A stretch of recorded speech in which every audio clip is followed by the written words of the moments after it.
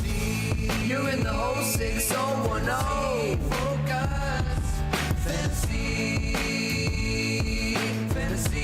focus. Fantasy Focus Football Podcast in the building. TMR and Field hanging with you on August 8th. A reminder that you can find all of us every single day. Twitter, 10 a.m. Eastern Time. YouTube, which you can also watch the full show after the fact. And the ESPN app. Open up the ESPN app. Go to the Watch tab. Check us out. Enjoy your hour, 10 to 11 a.m. Hey, bud. And by the way, I want to be clear on this. Okay. Only one of those is a requirement. So which part? Well, you don't have to enjoy it. Oh, okay, that's what I'm saying. Like right. you were just like, hey, open up the tab, go to YouTube, go to Twitter, watch us enjoy your hour. You're not required to enjoy the hour. Right. You just I don't want to put a lot watch. of pressure on you because that puts pressure on us. Look, you likely won't enjoy the hour, but there might be people that something like to hate watch us. Sure. You're allowed to do that. Right. We don't care. Right.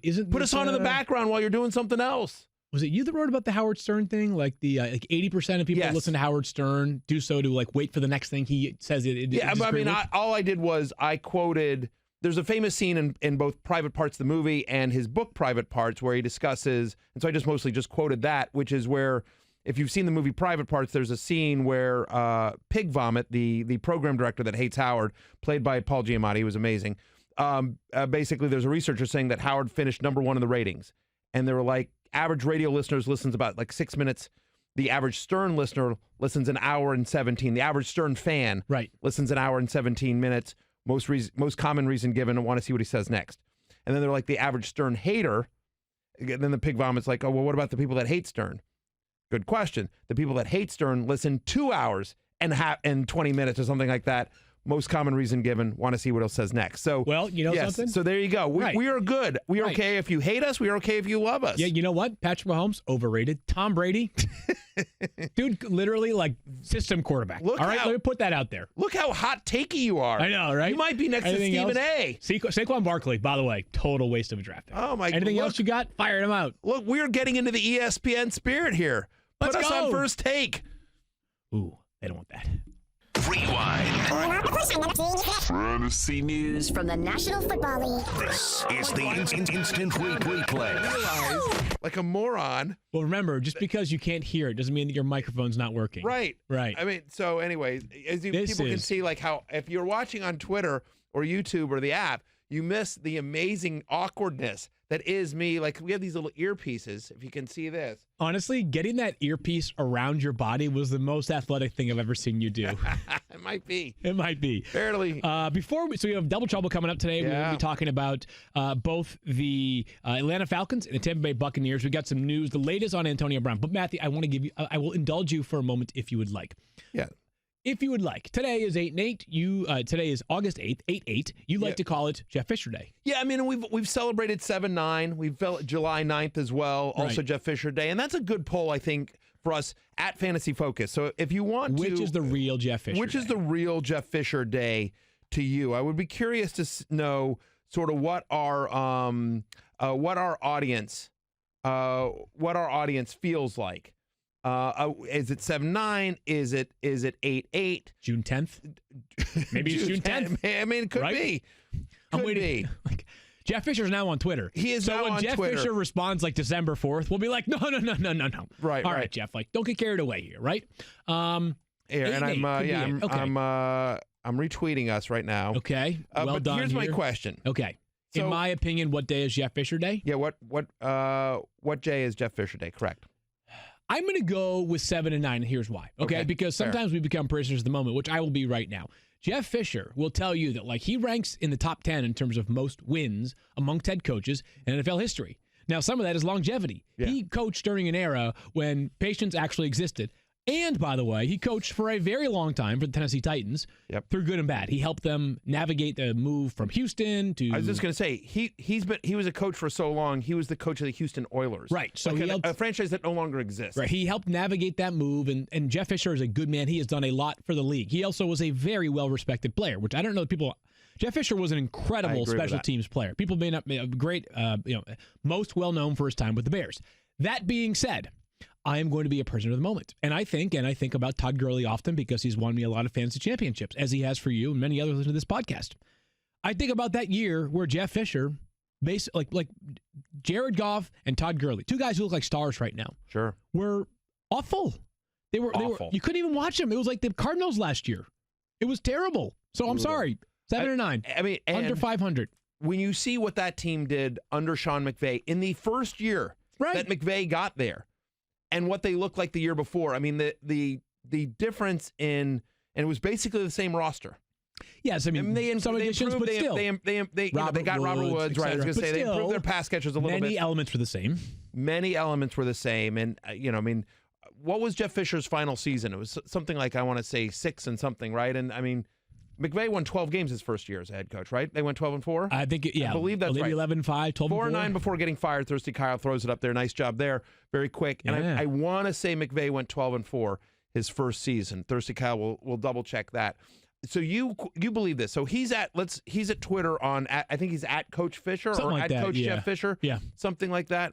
And I'll even say this: he went 11-5. Sean McVay did. Yep. Sean McVay did first year. So from 4-9 before getting fired, that was Fisher. McVay turns it around to 11-5. So he's on Twitter, and I've seen his Twitter. He's actually good on Twitter. Yeah, he's pretty good I will give him some props there. But why I continually go after Jeff Fisher, and why I will always go after Jeff Fisher, because when I tweeted out like a happy August 8th and like a picture of Jeff Fisher and on Twitter, and some people said like, hey, Barstool Big Cat says do not do this. Now you and I both love Big Cat, right? Yeah, he's our buddy. Yeah, so both of us consider a Big Cat a friend. Tremendous respect for him. I consider him a journalist for the record, but you may call him a friend. Yeah, understood. I'm talking about a personal relationship, not how we. Okay, gotcha. Of course, absolutely. He is absolutely. I always think of him in that regard. Well, of course. Well, you're an NFL insider. You guys are both Big J journalists, no question. But anyway, I disagree here with Big Cat on this, and I will always run this into the ground, much like he ran every running back he ever had into the ground. Hey-o! Because of, and I've talked about this many times before, but because of when they played the Redskins and RG3, a 24-year-old kid was struggling. Jeff Fisher, when he was head coach of the Rams, brought out the 4 picks that as the captains of that team, the 4 picks that they got for the RG3 trade. And the RG3 trade, right. And it was just such a, listen, you want to take a shot after the game or something like that, but I thought it was just such an FU to a 24-year-old kid who's struggling. Like, it's not Robert Griffin III's fault that the Redskins traded that many picks. Right. That was there are different ways. The optics were poor for going after the kid when really it was you should be going after. You want to go after Dan Snyder? You want to go after Bruce Allen? I'm all on board with that. But no, to go, I don't know. I thought that was such a cheap shot, especially when his own team not only has struggled forever, but was struggling at that time as well. I thought it was such a cheap shot for one of my favorite players in the NFL. So I will always, always, always bring up how awful and mediocre a coach Jeff Fisher was. And when you think about mediocre, he's probably the official coach of the 06 fit right in. Next year, we'll have Jeff Fisher on Jeff Fisher Day. So let's get to the news. Antonio Brown, honest, I'm not being like funny. Like, I truly cannot remember if when we were on the show yesterday, we had realized how Antonio Brown got this foot issue. But for those who have been sleeping under a rock for the past 24 hours, here's what we know. Yeah. Antonio Brown went to France. And you know what happened in France this summer, Matthew? They had literally the hottest day ever in Paris. I know that because when the Women's World Cup was being played there and USA was dominating, they're having record temperatures. And you know what happened to Antonio Brown? He got frostbitten in France because he went into a cryotherapy booth with the wrong footwear. Maybe no footwear at all. This is like, I've read many a baseball injury that I'm like, you got to be kidding me. Like the dude's getting out of the shower and like, does something ridiculous. But tell me this is not one of the weirdest injuries you've ever heard of. And does it change, fantasy-wise, does it mean anything for fantasy football? It's one of the weirdest injuries. What's the weirdest injury you've ever had? I was trying to think about it. I don't have one. The weirdest injury I've ever had. I can't think of anything nothing. I've never had anything. I mean, like nothing whatever. Nearly in the vein of these, right? No. Like I've slammed a car. What about you, Secret Squirrel? You got something? So 2 things. One, I think we were talking behind the glass here. Joel Zamaya playing Guitar Hero was probably a really weird. That's so weird, right? Yes. Like that's a weird injury to have. That's weird, yeah. I actually I was helping a buddy move when I was in the Air Force, and we were carrying a couch down a set of stairs. and the couch like slipped, and I actually got a hernia from the couch falling on top of me. So that's probably like the weirdest injury that I've That's ever had. painful too. That sounds really painful. I've slammed car doors. You know, I mean, here's one. No, when I sprained an ankle, like very seriously, like I had to be on crutches for a number of weeks, by tripping over a telephone cord. Like this, and tells you how long ago it was. you are. Right, Yeah, of course. Like back when I had what's a like telephone cord? I think my brother had had taken the phone, and so like taking the house phone into another room, and so I didn't notice that like the telephone cord was across like the doorway or whatever. I'm surprised because when they would plug them into the wall, like they do when you would call like the operator, correct. right? And it's one of those like big thick cords that you had that you tripped over. Is that what you're talking about? Not that old. Oh, okay. But it was a house phone. What do you call anyway, the rotary phone? Yeah. Rotary phone, yeah. Yeah. Matthew, working with rotary phones, which are now only available at like Urban Outfitters and Hot Topic as like a retro item. Sure. But anyway, so it's a super weird injury here for Antonio Brown. I remember one guy got injured taking out the trash. I forget the name of the baseball player, but he was taking out Definitely was not taking out the trash. You're right. Like, that was the story. Reported. But like, dude, think of something better. Yeah, taking out the trash. Like all you literally you grab and you move it 8 feet into the dumpster. So anywho, Antonio Brown. New guy Kenny is freaking out because we haven't talked about Antonio Brown. So you see the feet on the screen. If you're watching, right there. If you're watching nasty. us on Twitter, YouTube, or the ESPN app, I was already fading Antonio Brown. Okay. I already had serious concerns about Antonio Brown coming into the season for all the obvious reasons, and I think we've talked about this. Going from Ben Roethlisberger to Derek Carr, that is a downgrade.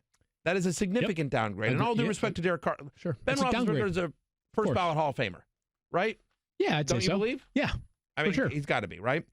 So unless he retires like the same year Tom Brady and like 3 other guys. But yes. Yeah, Yes, right. he will be. Yeah, he will be, right? So going from Big Ben to Derek Carr is a significant downgrade.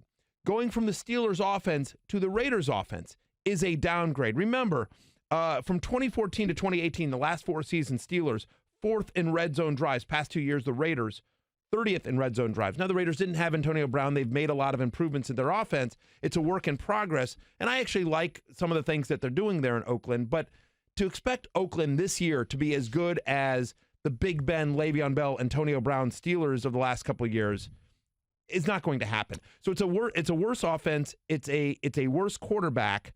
He's 31 years old. He's missed a couple of games here and there, and now he's missing significant time to try to get on the same page with Derek Carr, because one of the things that Antonio Brown brings, one of the things that makes him one of the truly great players in this league, Field, is his ability to improvise when plays break down. Yeah, no, that's a big part of it. Yes, I agree, and that's something that like is just as much like, is that more AB or is it more Big Ben or is it more both of them? Right, like both of them tend to excel in that regard, right? Right, and so my argument would be is that I think it's actually both of them to answer that particular question. Sure. I think it's both of them, and I think it's both of them having played together for so many years. Like that's just something that comes with it's built in. It's built in, right? I mean, and you know, it's Aaron Rodgers with Jordy Nelson for years, or Devontae Adams. I think you would see that with Brady and Edelman or Gronk because they play together for so many years. And so it's not something that you're going to see, I think, with Derek Carr or Antonio Brown. We don't know when he's coming back. Sal Powell reported yesterday, our own Sal Powell Antonio, that there's no timetable for his return. So here's what I have been told. I have been told by someone close to Antonio Brown, very minor. Now, that's how it was described initially. That was when he was first put on NFI. Now we're about, I think that was 2 Saturdays ago. So we're nearly 2 weeks from the initial diagnosis, right, or initial issue coming to light publicly. There's still a lot of time until the regular season begins. And I will say this, Matthew, I don't know, like if this was something that he was genuinely concerned about, I really wonder, would he put it all over social media and be bashful about it like he has been? I'm just curious. Like, part of me wonders, like, hey, if he's putting it on social media, like, woe is me. Not like, yo, like, I've got, like, brittle feet and they're going to be a pain for the rest of the season. You know what I mean? Except here's the thing on Antonio Brown. He is a different dude. And I don't mean that in any kind of insulting way, but this is a guy that in his own locker room started a Facebook Live I mean, social media is very important. This is a guy that showed up to training camp in a balloon, in a hot air balloon. I mean, That's pretty cool. It's amazing, but he is a different dude, is what I'm just saying. And so, again, that's not said as an insult, because, as somebody who's been around Antonio Brown a couple of times, like, he can be very personable. Like, he's a guy that you question. like being around. Yeah, absolutely. When he wants to be, he can be, like, really charming and personable. But he's a different kind of guy, and there may be an attitude of, like, I don't care, and hey, yeah, like, he may not think it's as a big deal. Look, I got paid. Right. I mean, so I enough. don't know. I'm speculating here, but I wouldn't take the fact that Antonio Brown, given what we know about AB as a person, I don't think I would take the fact that he shared it on social media as a reason to discount the seriousness of the injury. It may not be a serious injury, but that's not a reason I would use. Okay, fair enough. I may have been reading too much into it. Let's go ahead and get to double trouble. Before we do that, hang on, though, real quickly. I know I want to know, where are you in Antonio Brown? So my current ranking is I have him at wide receiver 9. I have him at wide receiver 8. His current ADP is wide receiver 7. Are you going to move him down? I might move him down a little bit lower. The next wide receiver I have is Mike Evans. Yeah. And so I'm going to wait a couple of days, but I think there's a chance that Antonio Brown moves down for me. And I will say this, even though I have him at wide receiver 9, he's probably not a guy I'm drafting this year. Like, my love-hate list is coming out soon, and he will be on it. So I will not move him down until we have some sort of, like, concrete update. Hey, he is going to miss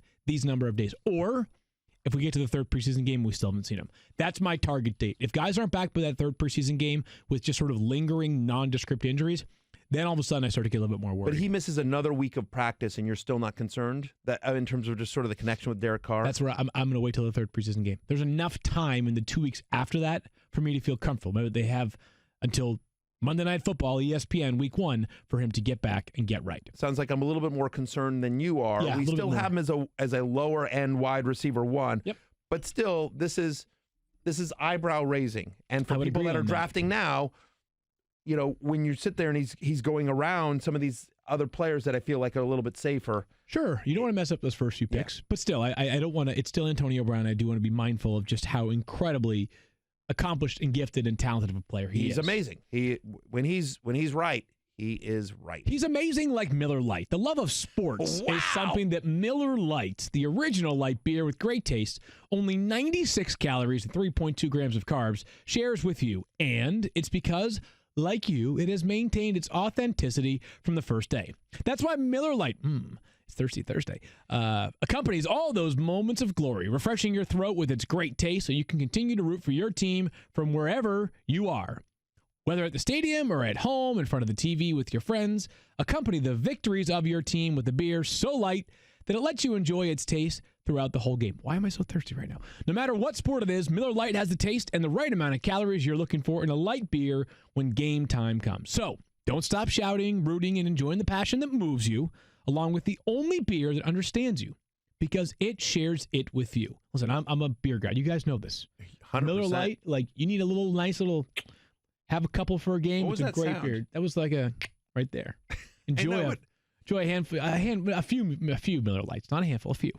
Miller Lite. Hold on. Miller Lite, hold true, celebrate responsibly. 2019 Brewing Company, Milwaukee, Wisconsin. Average analysis for 12 fluid ounces, 96 calories, 3.2 grams of carbs, less than 1 gram of protein, and 0 grams of fat.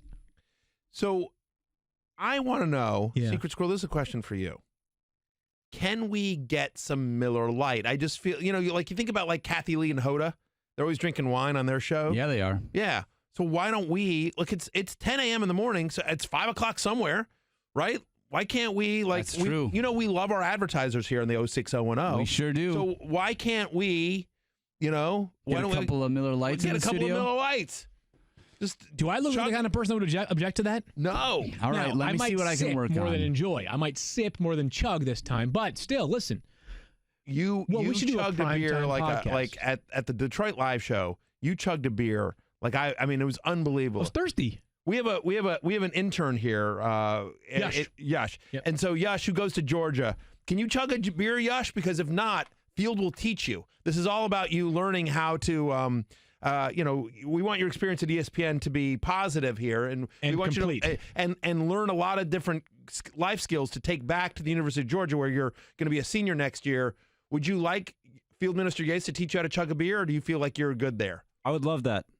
Well, so you, me, maybe Matthew, Cadillac Ranch tonight. You know, it's a place right down the road. We do some line dancing, eat some wings, drink a couple of brews. And watch some preseason football, baby. Let's go! We'll talk about some preseason football, if anything bears itself out over the next couple of days. Time now, though, for Double Trouble. Double trouble. Double trouble.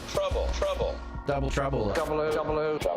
Double trouble. As of this moment, they're on double secret probation. That drop never gets old. Neither does Matt Ryan, who continues to play well into his 30s. He's got 4,924 passing yards plus 35 touchdowns to his name last season. In terms of quarterback rankings, Matthew, you have him at 7. I have him at 6, which is one slot ahead of his QB ADP of 5. Yeah. He was unbelievable. He was not great in 2017. Yeah. He was the MVP in 2016. Where is the, are you at all nervous of this, like peak and valley sort of right? So he was trajectory. He to was his literally career. the MVP of the NFL in 2016, and in some ways a fantasy MVP too, because he was so was great, unbelievable, and he went late where in you drafts, drafted him, etc. 100%. Yep, was not great in 2017. Yes, not great at all. And then last year, the second best quarterback in fantasy. And I don't know if you didn't have him on your roster, you don't really realize that because the Falcons had a bad year. Right. But Matt Ryan was unbelievable last year. QB 15 in 2017. Last year, again, QB 2, 355 fantasy points, 7 different games with 25 or more fantasy points. The only other quarterback that can say that, Patrick Mahomes. So, and you look at sort of the underlying numbers, similar to 2016. Dirk Cutter, now the new offense coordinator of the Atlanta Falcons. New again. And that's what I was going to say. New, new in quotes, because he's formerly the offensive coordinator of the Atlanta Falcons. That's what he was doing before he left to join the Tampa Bay Buccaneers. 3 years in Atlanta and under Cutter, Matt Ryan had 2 top 7 campaigns in those 3 years. And remember, one of those years, 2013, Julio missed 11 games. Right. So it's hard to judge the offense when you don't. Could have been even better. Yeah. Could have been better. I believe that 2013 season was the year that Matt Ryan was down. But anyway, with the one that Julio missed the 11 games. But anyway, so Matt Ryan had 2 good years and 1 bad year, basically, under Dirk Cutter from a fantasy point of view. Yep. Doesn't run. I might be too low on him. I'm a QB 7. He's going to QB 5. I do have Carson Wentz and Baker Mayfield ahead of him. He's one of my favorite values amongst the elite quarterbacks. I agree with that. Because if you look at his ADP, and you have this page up, I do not, but you mentioned it's 5th amongst quarterbacks. But look at the premium that you are paying on quarterbacks 1, 2, and 3 relative to Matt Ryan, quarterback 5. So Patrick Mahomes 17.4. So overall. Mahomes is going in the 2nd. Rodgers and Watson are going in the 5th. And then Andrew Luck, Matt Ryan, Baker Mayfield, all going in the 7th. Yeah, so great value right there for those 3 players. Matt Ryan, an awesome player, and I expect the weapons are all there. They're loaded. They have every piece in place. We talked about Wentz the other day. He's going in the 10th. I mean, that's crazy value too. But anyway, but Matt Ryan in the 7th versus Aaron Rodgers in the 5th or Watson in the 5th, like, come on. Yeah. Or even Mahomes, as magical as Mahomes is, sure. Mahomes in the 2nd versus Matt Ryan in the 7th? Right. I mean, Matt Ryan has 40 touchdown passing upside for sure. Yeah. So we feel good about Matt Ryan as a value and the guy you could start going into the season. Part of the reason why is his backfield is back to full strength. Devontae Freeman played in just 2 games last year. Really frustrating. Obviously, he tried to come back late in the season. Did not work out for him. It was the Tevin Coleman show. You have him at running back 18, which is another reason why you are brilliant. I have him at running back 18 as well. His ADP is 14th amongst running backs. Yeah. So people like him a little bit more than you and I do.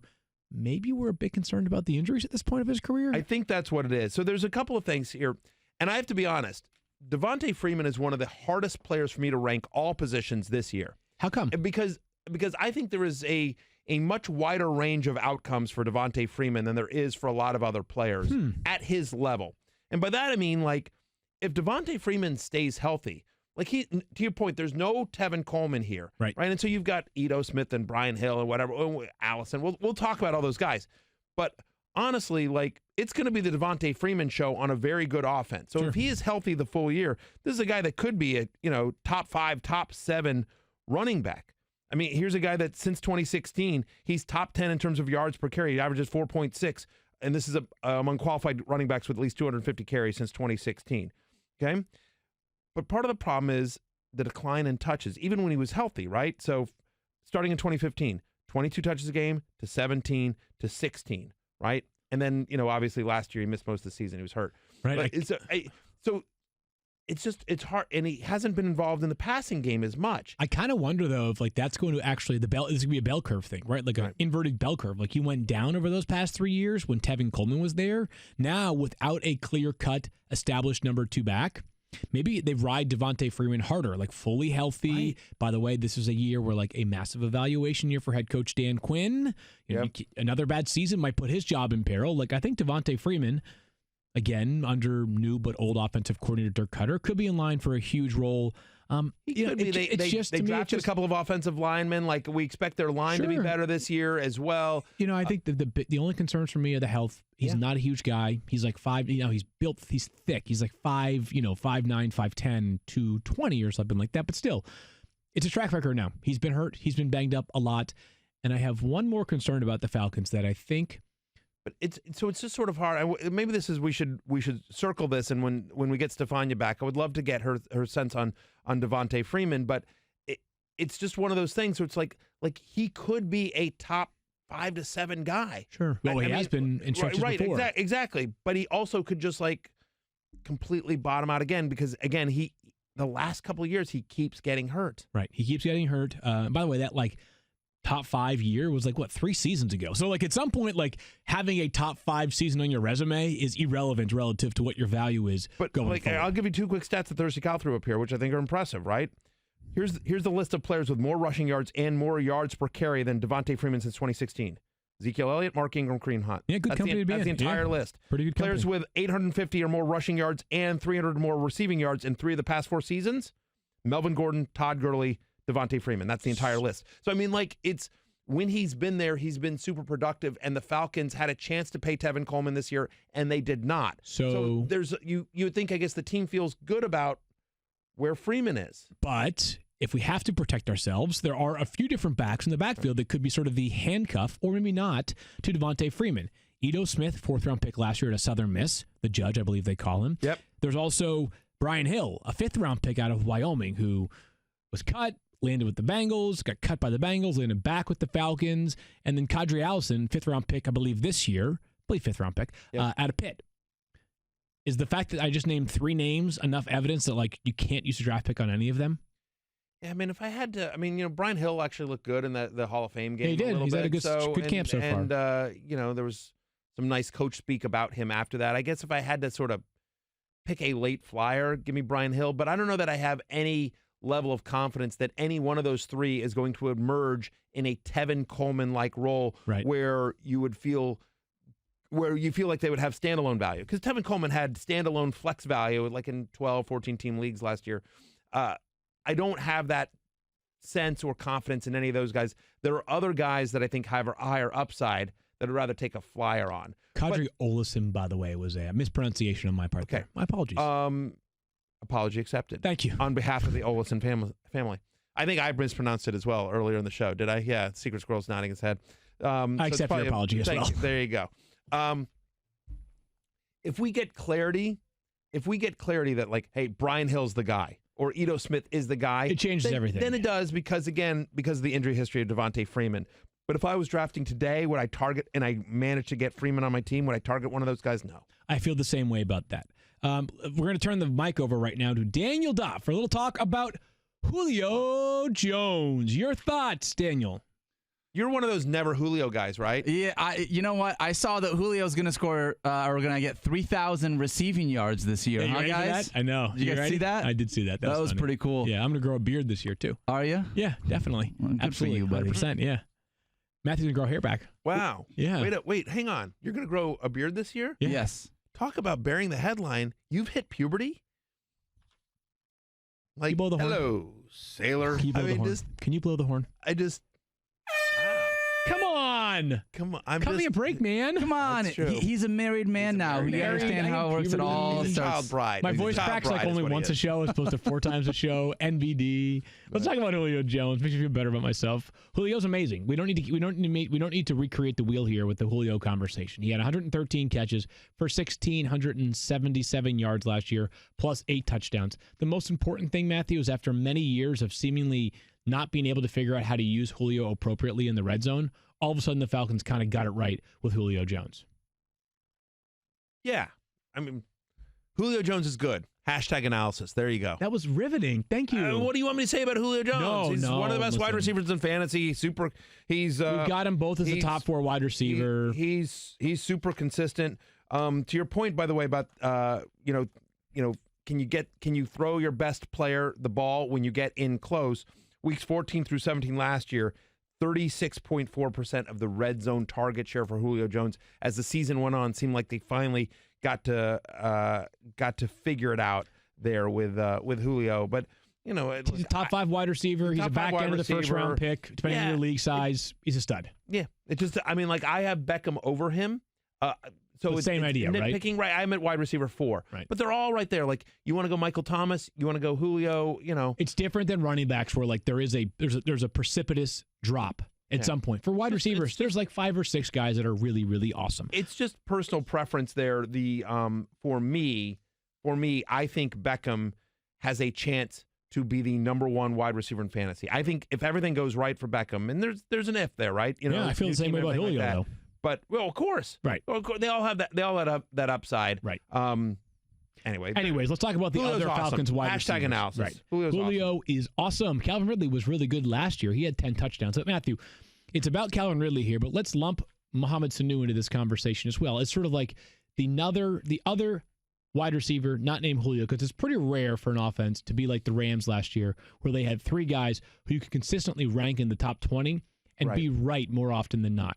For Atlanta, the question for Calvin Ridley is this.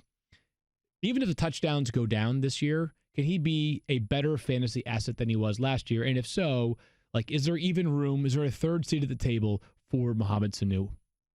I think Mohamed Sanu is sort of what he is, right? Didn't we call him like the quintessential flex last year? Like, he is the definition of a flex play. He's like, I need 8 points, right? I won't be mad if you give me 8. If you give me 18, sweet, but like I expect 8. Yeah, or 10. 8 to 10 or whatever. Like, I need 4 for 54 or something like that. Yep. 5 for 52, something like that. I mean, that's and maybe you hope maybe he throws a touchdown. Right, it'd be sweet. Right. I mean, but so Ridley's interesting. And when you say a better fantasy asset, what I think you're meaning is, could he be a more consistent fantasy asset? Like, out of we always talk about Tristan's consistency ranks, and he does a great job there. Check it out on ESPN.com. Tristan H. Cockcroft's consistency rankings. Of course, I'm a company man.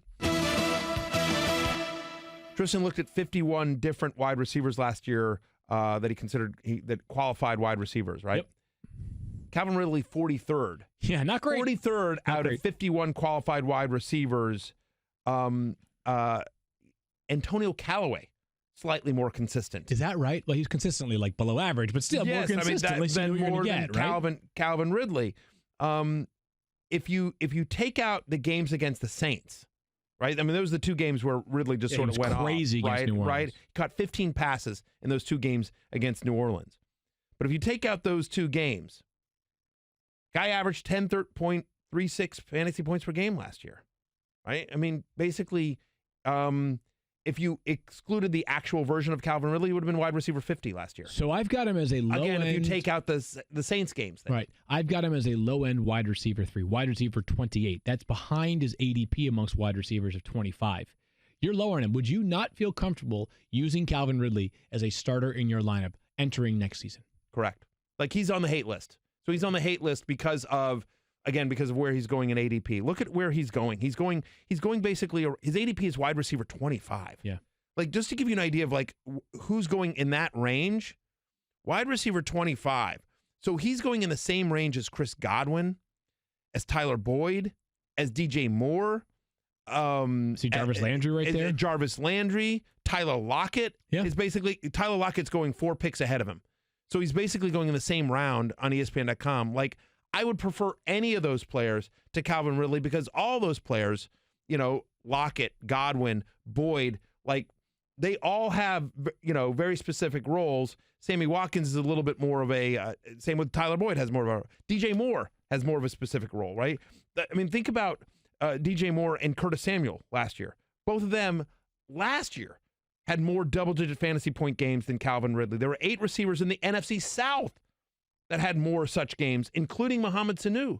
Like, so much of his production were from those couple of crazy games that it just, and if something were to happen to Julio, okay.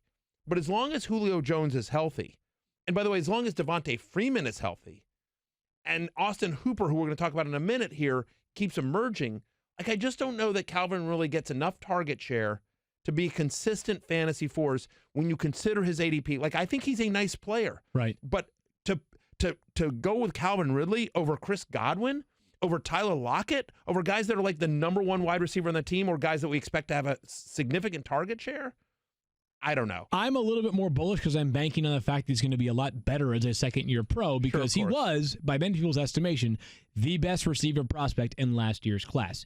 You just mentioned Austin Hooper. Let's get to Mr. Hoop, who, believe it or not, I mean, he was, I don't know if quietly, right? But last year, pretty solid, but sort of in clusters, Matthew, right? Like, he had 3 games with 9+ catches. Yeah. And yet the problem was low yards per catch average and so many games where those, 9-catch game would be followed up with a 2-catch game for 17 yards. So is he even a startable tight end going into this year? I think he's a startable tight end going into this year, but he is he's at the low end. So I have him as tight end 9. His ADP is tight end 14, which I think is weird. I mean, this is a guy that was a top 10 fantasy tight end last year. Continues to make improvements. More of a reflection of the position, I think, than anything else. Fair enough, but I mean, he was tight end 6. I mean, I understand the position was was down and there were people that were injured, but still, I mean, 71 catches last year, 4th most among tight ends. Yep. Caught over 81% of his targets. That led the tight end position. And in fact, it was the highest catch percentage by a tight end over the past 15 seasons. Okay. So I think he is earning the trust of Matt Ryan. They're finding different ways to use him. And I don't know, I think he's a certainly nice value. Again, he's currently going as tight end 14 here. Now, if you want to talk about a concern, the concern is lack of red zone targets, just 5 last year for Austin Hooper. But my expectation is, again, as you talk about Calvin Ridley taking another step, every year that Austin Hooper's been in the NFL, he has improved his stats. He's improved his playing, and I would expect him to take yet another step this year. Given how poor the position is, we expect this offense in Atlanta to be pretty good. Yeah. And so give me a guy that is the guy on a pretty good offense once you get past the elite, once you're in that 8 to 12 range. Contract year for Austin Hooper coming up. We'll be right back to talk about. So you're down on Austin Hooper. Well, I got him at tight end 12. My thing with tight ends is I'd rather. Obviously, we all prefer the top 3 tight ends, but there are others who I think, and we'll talk about one of them in just a moment, have a chance to be featured more prominently in their offense than Austin Hooper. That I don't disagree with that. Yeah. I mean, I have a tight end 9, but I'm just saying, if you've completely punted on the position, where's Austin Hooper going? Austin Hooper's going crazy. Tight end 14. Well, I know he's going 14, but I'm just trying to think he's going. He's going in the 15th round. Right. So my point is that yep. I think he's a name to keep in mind if you've punted on the position and you're looking there in the double-digit rounds. Okay, we're going to take a quick break and come right back with one more team from the NFC South. Fantasy, you're in the whole 6010. Focus. Fantasy, focus. You know where it's hot and sweaty all the time? Tampa. It's really hot down there. I remember I went to a preseason. I was with the Chiefs. We had a preseason I thought game. you were looking at me, and I was just like, wow, this got weird quickly. No, trust me, I was not. My eyes may have strayed. I remember going on eyes up here, brother. Walking onto the field in the suit, because, I don't know. Why do we have athletes? Why do athletes show up in suits? Why do they have to travel in suits? I don't know. It makes no sense to me. It makes no sense to me Not comfortable, either. right? I guess there's I guess there is a professionalism to it. That the idea is that, and I'm not saying I agree with this, but my guess is the thought process is these guys are, they're brutal and they're animals and they're out on the field and they're, kicking butt and, and but they clean up nice. But they clean up. But look, see, it's just that's just on the field because when they come into work, they're wearing a suit and tie and Right. blah, blah, blah. Like, I get it if you're Tom Brady. I get it if you're Tom Brady and you know Like you're going to be iconic. Your photo's going to travel you're everywhere. iconic and you're going to be in the post-game press conference. Fair. But does like the backup offensive lineman need a three-piece suit? No, sweatsuits are made for a reason, right? Yeah. Like they're amazing. Yeah, I don't know. I'm with you on this. Anyways, it's always hot in Tampa. I always used to hate having to wear a suit down there for games. Tampa Bay Buccaneers, their Vegas win total is 6.5 this year. They've been under this number in 5 of their past 6 seasons. Let's begin with Jameis Winston, Matthew. I think there's a case that Jameis Winston is one of the most intriguing players in fantasy football this season. You and I, being smart, are ahead of the curve here. His ADP for quarterbacks is 19. I've got him at 12. You've got him at 13, Matthew. In some ways, it feels like a match made in heaven, right? Bruce Arians, the quarterback whisperer, no risk it, no biscuit. Jameis Winston, who is the also no risk it, no biscuit, YOLO type of quarterback, does some really dumb things, but sometimes with great risk comes great reward. Now, there are some concerning signs for Jameis Winston. Has been less than careful with the football in the past. But again, that's the nicest thing anyone's ever said my about diplomatic Jameis way of Winston. saying it. I know. Less Be than nice. careful. I Less love than it. careful. But there's no Ryan Fitzpatrick waiting in the wings right now. No. Okay? Bruce Arians did not take this job in Tampa Bay to come out of retirement because he expected this team to need some slow crawl back to relevance. He wants to win right away. And although Adam Humphries is gone and Deshaun Jackson's back in Philadelphia, it's not like their weapons stink. They're loaded with weapons and a good offensive line, or at least a capable offensive line, Matthew. I'm in on Jameis Winston this year. 100%. 100%. So it's not always going to be pretty. Make no mistake about it. You don't have to always watch the games. Just remember that just because somebody's on your fantasy team doesn't mean you actually have to watch the games.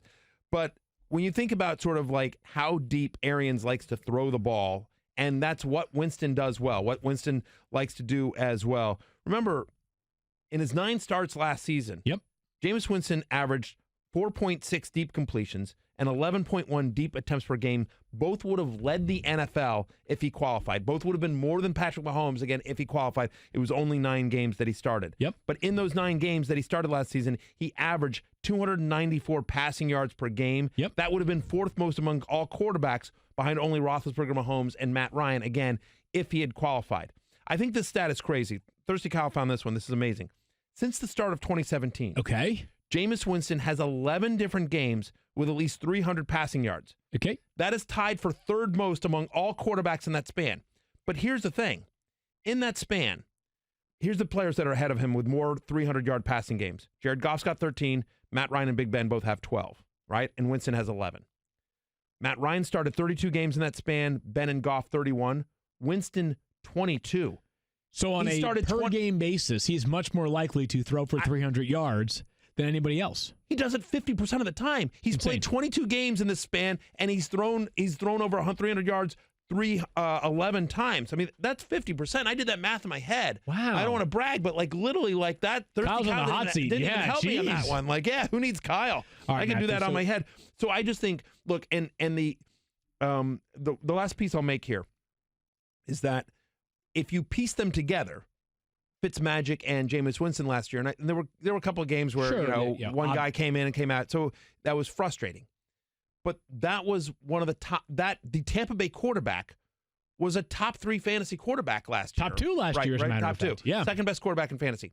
And so all the elements that made that happen: poor run game, poor defense, talented pass catchers, a pass-first, offensive-minded coach, are all in place here.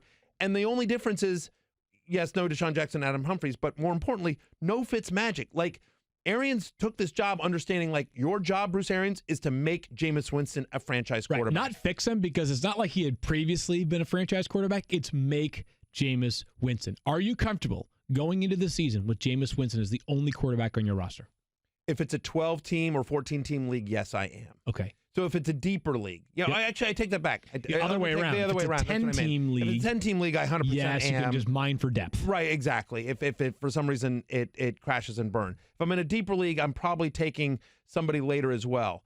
But again, like I have him as I have him at QB 13. So I have him as a starter in a 14-team league. I have him as a fringe starter in a 12-team league. So, but yes, I am comfortable. I I believe he's going to have a very big year. He's one of my favorite sleepers. Not every running back group yields a weekly starter or even a weekly worthwhile flex play, Matthew. Every season, there's a couple of backfields that are basically irrelevant for fantasy. Ronald Jones had one of the most memorable for the wrong reasons season of a second-round pick in quite some time.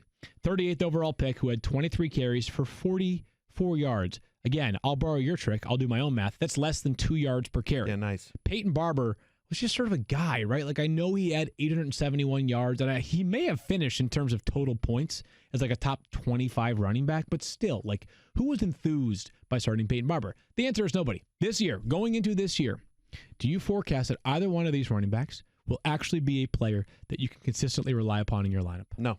Same. No, there's reports that Ronald Jones like sort of loafed off and didn't take his rookie year as seriously as he should have, and now he sort of realizes why. There's some like what the heck? Like, it's your job. You're the chance to make millions. Who knows? And it's all anecdotal, so it's nothing I could prove or whatever.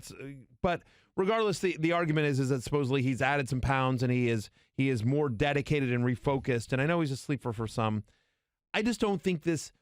First off, I think there is a chance. I don't think it's a good chance, but I think there's a legit chance that the running back that touches the running back that touches the ball the most on Tampa Bay this year is Andre Ellington. Oh, interesting. A former Bruce Arians guy. Like, he loves him. He's in camp there. Like, I thought you were going to say that the starting running back for the Buccaneers is no longer on the roster. Is like Wendell Smallwood or somebody, right. Like somebody that's going to get cut. It's like somebody who's not on the roster right? yet. No, but so Andre Ellington is there, and so I don't know. It's just Bruce Arians is a throw first and a throw second coach, and it's not like he has somebody in his backfield where he's just like, oh, well, there's Le'Veon Bell. I've got to get him the ball. There's no one that demands touches in that Tampa Bay backfield, right? And so I think it's going to be whoever's probably the better pass catcher.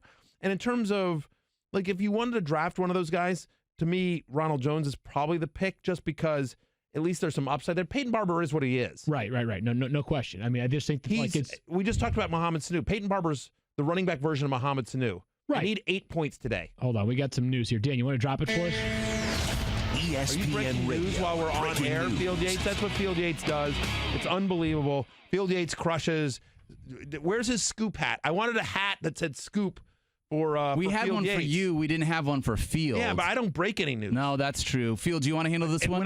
When I get tips, I legit I text Field or Adam Schefter, and I'm like, fair. Hey, you should do something. Matthew Berry will be on the Adam Schefter podcast, which I think I don't know when it's coming out, but I know you guys are going to be on it at some point this summer together. That will be fun. But we have news. Taping it at 1:00 today. Yep. Okay, Duke Johnson Jr. from the Browns has been traded to the Houston Texans. Hey, now didn't we just talk about this a couple of days ago? Yeah. Like, oh my gosh! I guess we're talking about Melvin Gordon, but still, Duke Johnson to the Texans. That's pretty interesting, huh? That is very interesting. Very interesting. What's your first blush thought on that one? So it's twofold. Okay. Number one is, let's start with Cleveland, who insisted all along that we're not trading him. I wonder if they're going to sign him. They got to be signing a running back after that, huh? Maybe, but that makes you feel better about Nick Chubb. Yeah. I mean, that was one of the arguments one of the anti-arguments about Nick Chubb is that, hey, they're going to use Duke Johnson more. Right. And we'll see what they get out of Kareem Hunt when he comes off suspension as well. But I think, solidifies even more of a role for, obviously Nick Chubb was already going to get a huge volume, but even more so. I think that's interesting. I think it's a nice signing for Houston. My initial reaction 2020 draft pick, by the way. We don't know what draft pick as of yet, but they just announced it as an undisclosed draft pick. Okay. My reaction for Houston is that I think it's a better NFL move than it is a fantasy move. Okay. My expectation is that Lamar Miller is still the guy you want.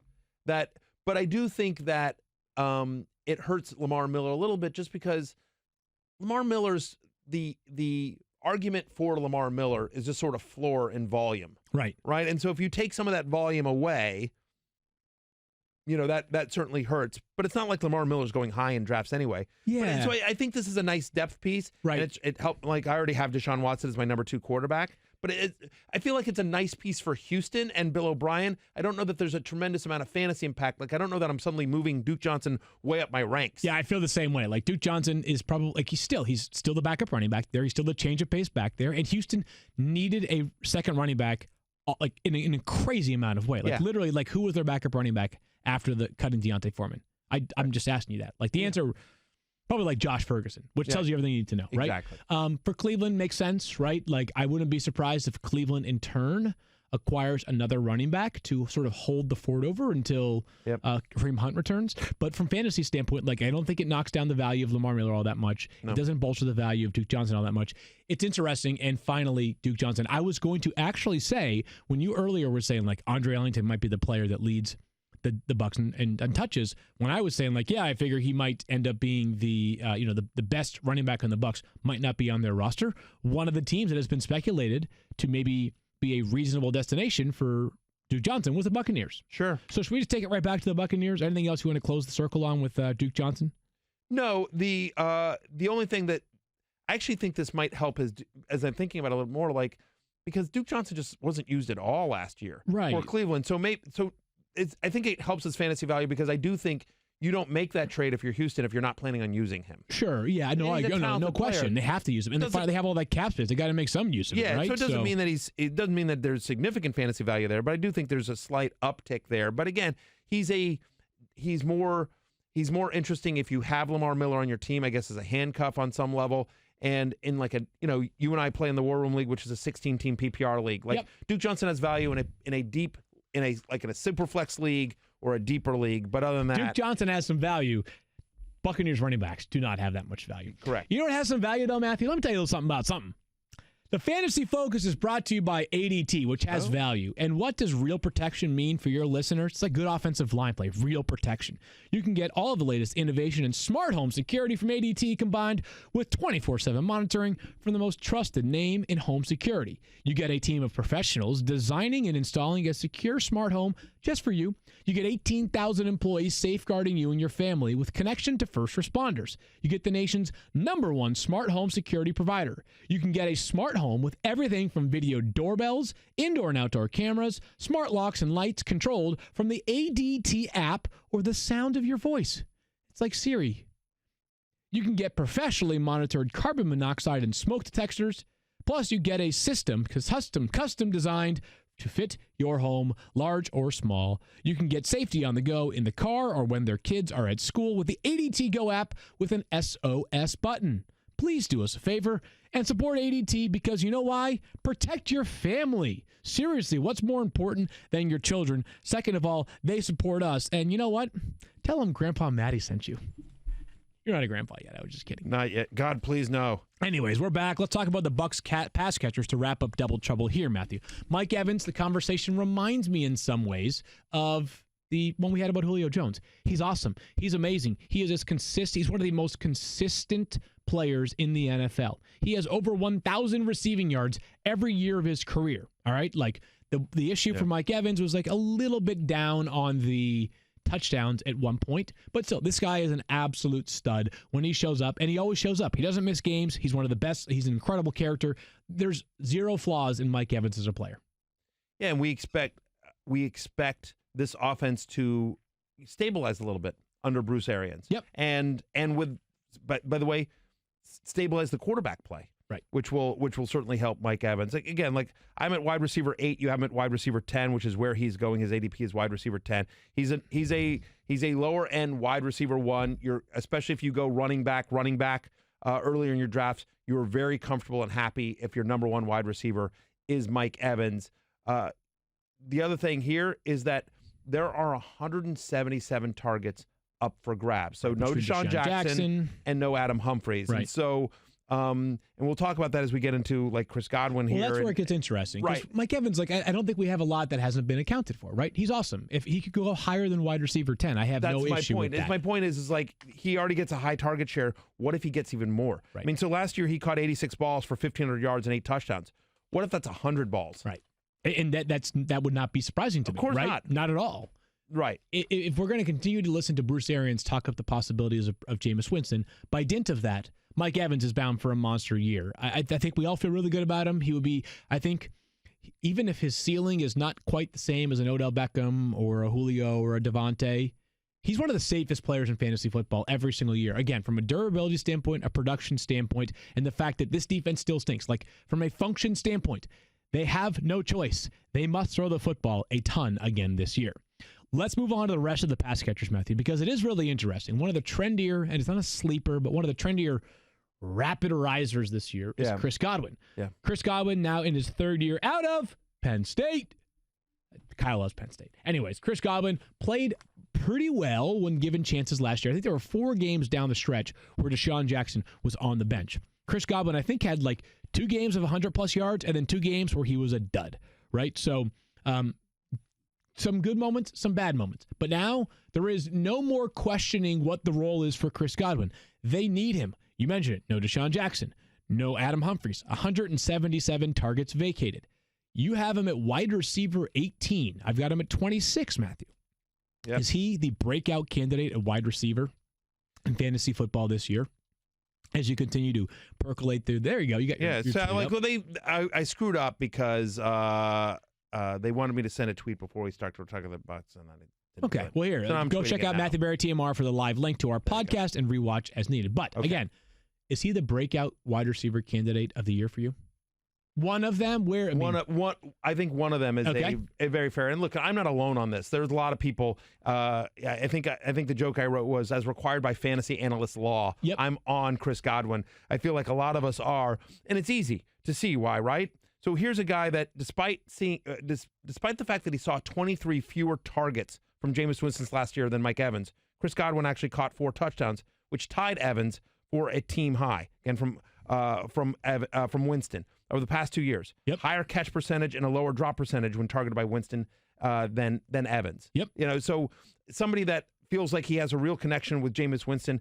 He had 14 end zone targets last year. That was tied for the 7th most. And here was a guy that was 52nd among all wide receivers in terms of routes run. So it's just the guy that, like, even though he wasn't on the field very much, still produced at a high level. And when they got in close, Jameis Winston was looking for him. We've heard all the sort of quotes from Bruce Arians. Wants him out of the slot, wants him in the Larry Fitzgerald role, which obviously was very productive under Bruce Arians when they were in Arizona. You know, Bruce Arians' quote, he's not coming off the field. He could catch 100 balls this year.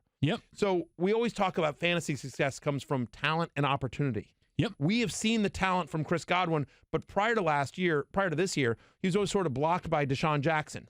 He was somebody that was sort of viewed as kind of that speed guy. You obviously aren't replacing Mike Evans, and so there's some 3 wide receiver sets they'd be out there, but ultimately he was sort of blocked somewhat by Deshaun Jackson.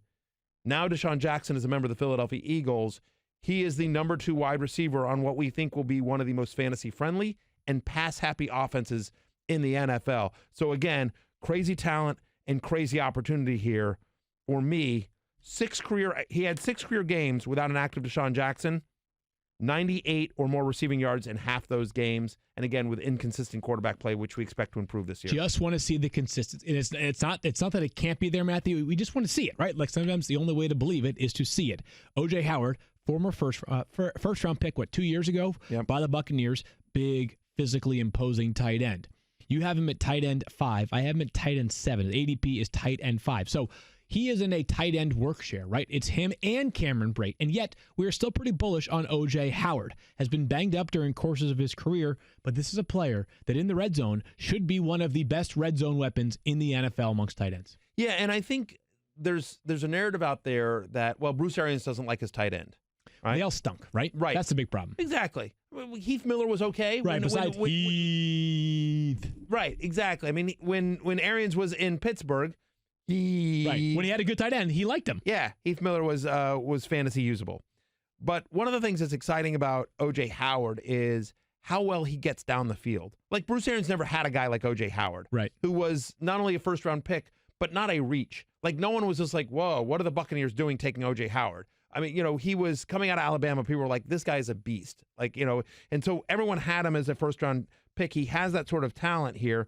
Last year among tight ends, only Rob Gronkowski averaged more air yards per target than O.J. Howard. So, they like to throw it deep to him. He's somebody that can get deep. And so I think skill set-wise, he actually fits in really well with what Bruce Arians wants to do. Comes back healthy as well. Remember, from weeks 6 through 9 last year, again, it's a small sample size there, but so 4-week sample there, he was the number 1 tight end in fantasy.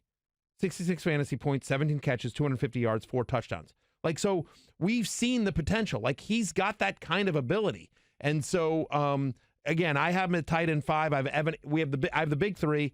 I have Ingram at 4, and then I have O.J. Howard at 5. And honestly, Ingram and Howard are right there for me. The only thing that gives me some pause is just the fact that there are so many other good weapons in this offense, most notably Mike Evans, and we believe in Chris Godwin. But besides that, and I guess still, being the third weapon in the passing game, it's not that far down the depth chart for a tight end to still be really impactful for fantasy football. Especially considering they're going to throw a ton and they can't run the ball. They cannot run the ball. Their defense is going to be deplorable again. They have to throw it. And it's Bruce Arians. Again, there will be elements of his offense that I think maybe O.J. Howard has never been privy to before in his 2 previous seasons.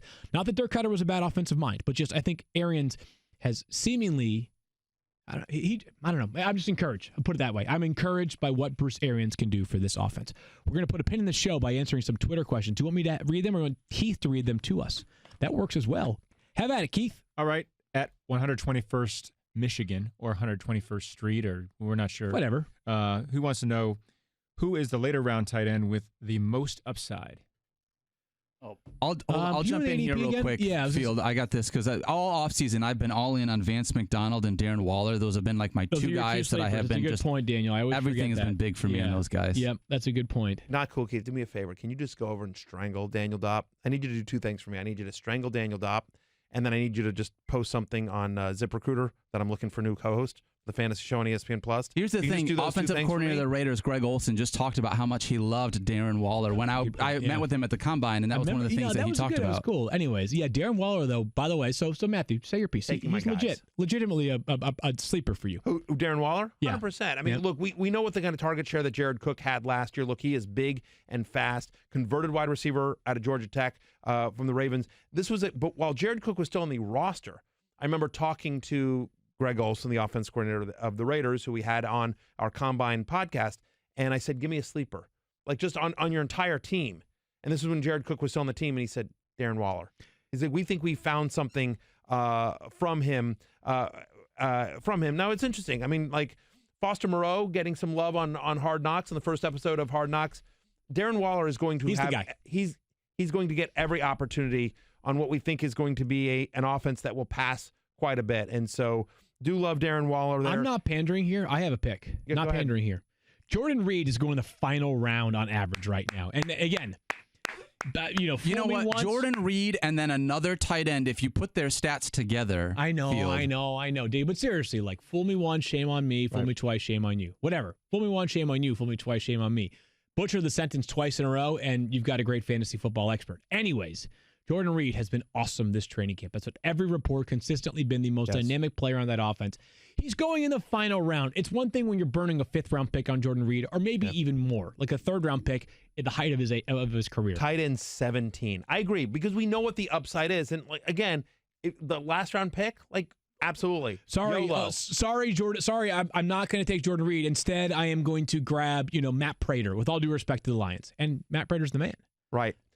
Yeah, so I would think those guys, and then just among the higher name guys, you mentioned Vance McDonald, and I agree. I am high on Vance McDonald. When my love-hate list comes out, you'll see Vance is on there. I have Vance, I want to say, at tight end 7. He's currently going as tight end 10. Again, there are over 200 targets available on the Steelers, with Antonio Brown leaving, Jesse James leaving, and so as we hear, they like Dante Moncrief as the number 2. We'll see what James Washington and Deontay Johnson, right? Yep. 3rd-round pick out of Toledo. Right. Nice pull. But ultimately, Vance McDonald is the guy that has the connection with Big Ben. He's somebody who is top 10 in terms of tight end targets over the last couple of years, and so give me some Vance McDonald this year. How about one? Yeah, I'm in. How about one more question from Keith? You got any more? Yep. 2 more from Keith. There's a quick one here, and Tyler wants to know, when is the Fantasy Football Marathon? Fantasy Football Marathon begins Monday. Today is the 8th, 9th, 10th, 11th. Monday, August 12th, starting at 6 p.m. Eastern Time. Goes all the way through Tuesday at 10 o'clock. It'll be on ESPN and ESPN2. Listen, you will be so sick of Matthew by the end of that marathon. He is going to be all over your airwaves doing so many different things. If you've ever wanted to know what is it like to be Field Yates, watch the marathon, and you'll be like, oh my God, how do you put up with Matthew for that long? So here's your chance. Here's your chance to experience what Field Yates gets to experience every single day. So there's going to be a lot of me, but there's also, be a lot of you, a lot of Adam Schefter, a lot of Mike Clay, a lot of all of our, a lot of Stefania, obviously. Yeah, it's always a very fun event. let me say this, not to be like a company bench here, but a ton of people have been working all summer to get ready for this marathon. So we can promise you the content will be terrific. Yeah, it's gonna be a lot of fun, and we do the draft at the end. That's always a lot of fun. A lot of great information, and it's a lot of fun. It's one of my favorite things we do here at the company. Obviously, so that starts Monday, August 12th. Is it fun though? Stop it. Is it fun? Yeah. Yeah, super fun. Okay. Wicked fun. What else you got, Keith? Alexandra wants to know if Tariq Cohen is more or less valuable this year than last.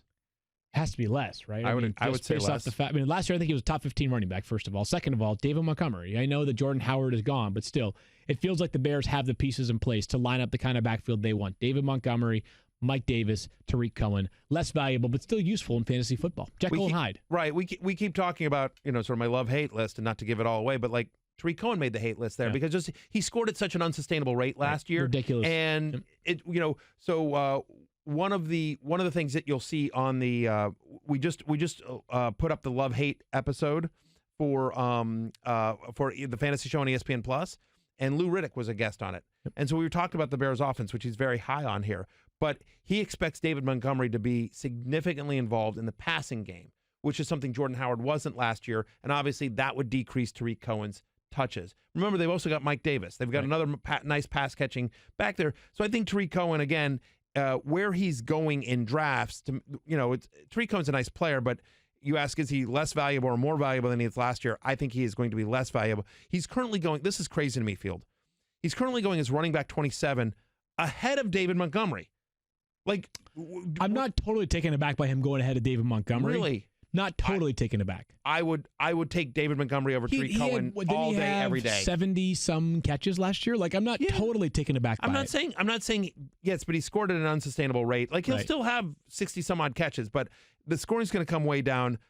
I say David Montgomery has more fantasy points than Tariq Cohen. No, but that's not what I'm saying. What I'm saying is I'm not totally taken aback by what you're saying right here. I'm not committed to the idea that he's going to be a guy. I think David Montgomery finishes at least 10 spots ahead of Tariq Cohen. Yeah, why not? I'll do that. All right. I say David Montgomery finishes 10 spots higher in terms of total fantasy points than Tariq Cohen this year. I say Tariq Cohen finishes within 10 spots or better than David Montgomery in 2019. Put it on the board! Put it on the board. Let's go. There you go. Hey, one last thing that we have to do here. Two last things I have to do. So we want to do. So I guess there's ESPN Milwaukee is doing a fantasy football draft, right? And they've asked us to record a message because we're not going to be able to be there. They did ask us. This was supposed to be an off the air right? thing. I know, but let's do it on the air. We should do it on the air. Anyway, I wanted. So if you do want to see me in person at a draft event, Caesars.com/Berry. CaesarsPalace.com? Caesars. Caesars.com. I'll be at Caesars in Las Vegas, August 16th and 17th. Okay. Your league can draft with me. Right. I'll be at Cisco Brewery. You can draft with me there, too. You can drink a draft. Share a draft. There'll be plenty of drinks and all-you-can-eat food at Caesars. So anyway, go to Caesars.com/Berry if you'd like to come hang out with me in Vegas. Okay. And bring your league. But let's do this thing. Let's do it together. Yeah, I mean, so we have a little script here that they want us to read. Let's do it. Okay. So I'm putting that up there. So first off, welcome to the ESPN Milwaukee Fantasy Football Draft. Should I take? Where am I? Wait, what camera am I doing? Is it an audio message or a video message? It's just an audio message. Oh, it's just an audio message. Yeah. Oh, okay. You're I thought totally it was a video. nailing this. Let's go. All right. So anyway, here we go. Well, take this again. Cut all that other stuff, Kenny. There we go. Keep it. Welcome to the ESPN Milwaukee Fantasy Football Draft. This is Matthew Berry. And I'm Field Yates, your host of the Fantasy Focus Football Podcast. Plus, Matthew has his own show on ESPN Plus called The Fantasy Show. 100%. And during the season, Sunday mornings, Fantasy Football Now, 10 a.m. Eastern on ESPN2 with myself, Field Yates, and Stefania Bell, plus the whole crew. So you can check that all out. And plus, watch or listen to our podcast. They're telling us to plug here, Field. So you know me, I'm always going to plug that. Our podcast is not only available on iTunes and Spotify and everywhere you get iTunes, the ESPN app, but you can watch us do it live, 10 a.m. Eastern, every Monday through Friday on Twitter at Fantasy Focus, on the ESPN YouTube channel, and in the ESPN app. That was very impressive by you. By the way, we want to give you some advice for your upcoming draft here. You ready for it? Here's my piece of advice for you. Draft Aaron Rodgers, chug the beer that he was not necessarily capable of chugging win your league. And when I say draft Aaron Rodgers, I mean draft him first overall. Okay, I get it. You can definitely take Aaron Rodgers. Just don't do it in the first round. Instead, draft for value. You got to think about the value of the position, of the player, and how the rest of the room is also approaching its draft. Don't simply go to fill out your starting lineup first. Think about value, lots of depth as well. Yeah, and the other piece of advice I would say for drafting advice is, and I wrote about this in my draft day manifesto in more depth, but in essence, I want you to draft players that are one of two things. I want you to think about range of outcomes. So I want you to draft either players who have a narrow range of outcome, obviously at a high level for the long season, or that can have a very high range of outcome in a weekly instance. So what I mean like that, you mentioned Aaron Rodgers, right? Or Davante Adams, I think is a perfect example of this, as long as we're talking to ESPN Milwaukee. So Davante Adams, barring some sort of injury, is going to finish as one of the top wide receivers in fantasy. Right. Like, so there's a guy with a very high floor. Like he's the only wide receiver double-digit touchdowns each of the last 3 years. So you want guys like that where you know what production you're getting from them week in, week out. But unfortunately, you're not going to be able to draft a team full of Davante Adams. You're going to have to mix and match. You're not going to be able to just set and forget your lineup for the entire year. So what I want you to do is, as you get later in your drafts, in the middle and later rounds of your draft, is to draft guys that if something went right, they would be a top 10 or top 15 player at the position. Like somebody like Rashad Penny, who's going in the 12th round. If something were to happen to Chris Carson, Rashad Penny would be a top 10 fantasy running back. I'd much rather a person like that than somebody like Mohamed Sanu, who's just like 8 or 10 points every week. There's literally no upside to Mohamed Sanu. By the way, don't forget to wear your best jersey. My favorite that I've seen in the draft recently was a Frank Gore Eagles jersey. The dude literally didn't play for them. He just agreed to a contract with them during the legal negotiating window. I say it's a commemorative value item, though. I think it's awesome. I have so many Redskins quarterback jerseys of players that no longer play on the team. So I've got a Patrick Ramsey jersey. Yeah, you do. I got a Skip Hicks, former running back of the Redskins. You have no idea how many, I got my RG3 jersey, I got a Kirk Cousins jersey. It's very depressing how many Redskin quarterback or former Redskin players I got. I remember one time buying a Champ Bailey jersey, going they're never trading Champ Bailey. To the ESPN Milwaukee Fantasy Football faithful, we wish you happy drafting and good karma for 2019. All right, and there for we us, go. That was for ESPN Milwaukee. Yeah. Here's a secret squirrel. Why are we not sending Thirsty Kyle, who's a crazy Packers fan, to ESPN Milwaukee? Maybe he will be there. We can afford to send him. That's a great question. If we sent him, I think the podcast would fall apart. That's the only reason why. It's a very good point. How would people be able to tell? Before we say goodbye, poll results tell us that August 8th, 67% of the votes say that Jeff Fisher Day is actually August 8th, not July 9th. David Rulis chimes in. It's actually July 9th, but observed on August 8th. We're back tomorrow. That. We think Stefania might be here. She might be somewhere, maybe Jamaica. I don't know. We'll talk to you guys. She's stuck in an airport somewhere. Yeah, Jamaica. Yeah. Yeah, private airport in Jamaica. She might have had too many wine spritzers at the airport bar. Who knows? Stefania's back tomorrow, as am I, as are you, as is Secret Squirrel. We hope. We'll Later. See you soon. Peace out! You're in the 06010. Never gonna hustle in case you didn't know. Matthew Berry, TMR. You guys go ahead, give me grief for being on SportsCenter for 45 seconds. I think you could do better than me because I don't think you could. Berry, Field Yates. You're terrible at hashtag improv. At Field Yates. At Field Yates. Stefania Bell. Oh, don't let Barry convert you. Secret Squirrel, Daniel Dodd. Make it happen. Mediocre fantasy advice. You're older than people realize. That never stops. Loyal 06010.